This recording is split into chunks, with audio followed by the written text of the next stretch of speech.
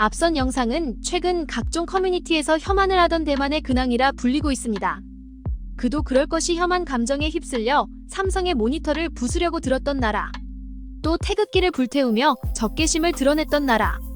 일본 못지않게 대한민국에 대한 적개심이 가득한 나라. 바로 대만이기 때문인데요.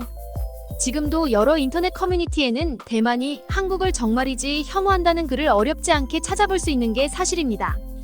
최근에는 혐한을 일삼던 대만이 정작 자국의 내실은 챙기지 못해 위기에 봉착했다는 주장이 나타나고 있는 상황인데요.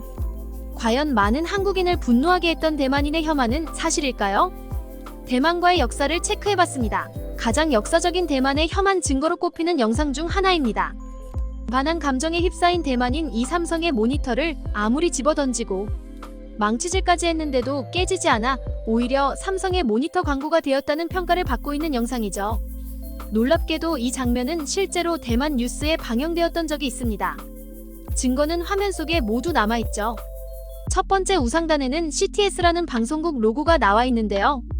CTS는 대만의 3대 공중파 방송국 중 하나로 우리나라로 치면 MBC, KBS, SBS 정도의 파급력을 가진 방송국이죠. 하단의 1990년도는 방송 당시의 연도를, 그 옆에 자막에는 시기를 알려줍니다.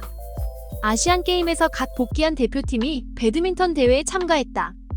즉, 이 영상은 1990 아시안게임이 끝난 직후인 1990년 10월에 대만의 대표적인 방송사를 통해 방영되었던 뉴스라는 걸 입증해주는 것이죠. 타국을 향한 극심한 혐오의 정서. 놀랍게도 대만의 방송국은 방송이 당연히 불가능할 것 같은 장면마저도 태연하게 방영한 것인데요. 더욱 경악스러운 것은 이런 대만인들의 태도가 비단 30여 년 전에 멈췄다는 게 아니라는 사실입니다. 시민의식과 방송국의 책임감이 더욱 막중해진 최근의 시대에도 비슷한 혐한의 증거가 대만 방송국을 통해 드러났기 때문이죠. 우리나라는 물론 해외 언론에서도 경악을 금치 못했던 장면입니다. 2022년 4월 대만의 TVBS 방송국에서 보도가 되었던 뉴스인데요. 앞선 CTS가 역사적인 방송국이라면 이 뉴스를 내보낸 TVBS는 근 10여 년간 시청률 1위를 차지한 방송국입니다. 대만 내에서 최고의 영향력을 갖고 있다고 평가를 받는 방송국이죠. 이 방송국에서는 태극기에 코로나 바이러스를 합성한 사진을 내거는 만행을 저질렀죠. 당시 뉴스가 보도한 내용은 한국의 코로나 사망자와 신규 확진자가 전 세계 인구의 30%를 차지한다. 대한민국의 국격에 먹칠을 하겠다는 의도가 고스란히 드러나는 명백한 거짓 보도였죠. 대만의 언론인은 자격이 없다. 이런 식의 방송 보도는 전 세계 역사상 처음일 것이다. 당연히 대만의 얼토당토하는 보도는 전 세계로 퍼져나가 논란이 되었고 한 미국의 커뮤니티에서는 대만을 향한 비난이 쏟아졌는데요. 이후 대만인은 다급하게 사과문을 올렸고 원본 영상까지 삭제하며 꼬리를 말았죠. 앞서 삼성의 모니터를 부수던 대만인 덕분에 삼성의 모니터 내구성이 증명되었듯 이번에도 대만은 거센 역풍만을 맞았는데요. 안타깝게도 이 시절 대만은 웬만큼 혼인한 걸로는 정신을 차리지 못했던 것 같습니다. 이 사건이 있고 나서 채 4개월이 지나지 않은 시점에서 한 번 더 같은 방송국에서 큰 사고를 쳤기 때문이죠. 우리나라는 물론 해외 언론에서도 경악을 금치 못했던 장면입니다. 2022년 8월 TVBS에서는 당시 우리나라의 에어쇼팀 블랙이글스의 비행기 T-50을 조롱하는 장면을 내보냈는데요. 당시는 중국이 김치를 파오차이라고 우기던 시절로 역시나 많은 한국인들이 분노를 삼키지 못했던 때였습니다. 국제사회의 분위기를 이용해 대만은 T-50을 파오차이기라는 이름으로 보도를 했고 이 역시 곧장 큰 논란이 되었죠. 대만의 방송국은 곧 폐지할 예정인가 보다. 대만은 언론인의 자격을 완벽하게 잃었다. TVBS는 유사방송국 수준이다. 악의적인 의도를 계속해서 비춘 대만의 태도에 이번에도 전 세계의 네티즌은 따끔한 일침을 가했죠.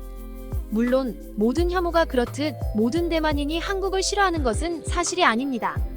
세계적으로 뻗어나간 K-팝은 대만 역시 삼켰고 무수한 대만의 젊은이들은 한국의 문화를 동경하는 수준에 이르렀습니다. 한국 연예인이 대만을 찾으면 안녕이라는 한국어가 들려오는 것은 당연하고 한국의 노래에 맞춰 길거리 공연을 하는 대만인들도 어렵지 않게 찾을 수 있죠. 밤늦은 시각 집 앞에서 대만 버전 한국 노래를 들으며 춤을 연습하는 대만인. 한국 문화를 얼마나 사랑하는지 그 진정성까지 저절로 느낄 수 있는 모습까지 엿볼 수 있습니다. 지금 대만은 극도의 혐한과 진정성 넘치는 한국 사랑이 그야말로 복잡하게 뒤섞여 있는 것인데요. 이런 대만의 정서를 이해하고자 한국인들은 수많은 이유를 찾아가며 고민했지만 확실한 팩트가 존재하는 설은 없습니다. 한국이 대만과의 수교를 끊으며 혐한 감정이 시작되었다. 그렇기엔 앞서 삼성 모니터를 부수는 장면이 뉴스를 통해 보도되었던 시점은 1990년, 이미 혐한 감정이 가득하던 때였습니다. 2010년 아시안게임 오심을 기점으로 대만은 한국을 혐오한다. 2010년 아시안게임 태권도 종목에서 한국인과 대만인이 경기를 치렀던 적이 있습니다. 당시 장비의 이상으로 대만인이 불리한 상황에서 경기가 시작되었고 결과는 한국의 승리였죠. 실제로 태극기를 불태우던 많은 대만인들의 모습은 이 당시에 촬영된 것인데요. 그러나 당시 경기의 심판도 한국인이 아니었으며 아시안게임이 열렸던 곳은 중국의 광저우였습니다. 한국에 뿌리를 내리고 있는 태권도이기에 한국인의 실력이 압도적이라는 건 대만인들이 더 잘 알고 있는 사실이었죠. 여러 혐한 이유 가설 중 단 하나. 증명할 수는 없지만 많은 이들이 수긍하는 이유가 있습니다. 바로 대만의 질투설입니다. 대만은 아시아의 4마리 용 중 머리였었죠. 한국은 4마리 용 중 꼬리였습니다. 지금의 한국은 이미 부국 클럽에 들었고 대만은 아직도 제자리를 맴돌고 있습니다. 우리는 제대로 일하는 지도자가 필요합니다. 우리가 다시 한국을 넘어설 수 있도록 말이죠. 최근 대만의 대선 후보가 공식적으로 발표했던 홍보 영상입니다. 대만이 한국을 질투하고 있다는 주장을 가장 잘 뒷받침해주는 영상인데요. 6.25 전쟁을 겪은 뒤 세계 최빈국이었던 한국은 한강의 기적과 함께 어느새 대만을 뛰어넘었고 대만인들은 이에 시기 질투를 하고 있다는 것이죠. 정말 혐한 감정의 뿌리에 질투가 있다면 앞으로도 대만인의 혐한은 멈추기 어려울 듯 싶은데요. 다양한 분야에서 꽃을 피우고 있는 한국과 달리 최근 지진을 겪은 대만에서는 국가의 가장 기본적인 산업인 건축에서부터 그 한계가 드러났기 때문이죠. 최근 대만에는 규모 7.2의 강진이 일어났고 그 여파로 무수한 건축물들이 무너져 내렸습니다. 부족했던 건축 실력은 당연하게도 많은 희생자를 부르기도 했죠. 과거 너무나도 유치하고도 악질적인 만행을 이어왔기 때문에 국가적인 재난 사태에 안타까움을 표하면서도 한편으로는 조금의 통쾌함을 느끼는 네티즌들이 등장하고 있는 것이죠. 많은 이들이 이야기하듯 혐오는 혐오를 부를 뿐입니다.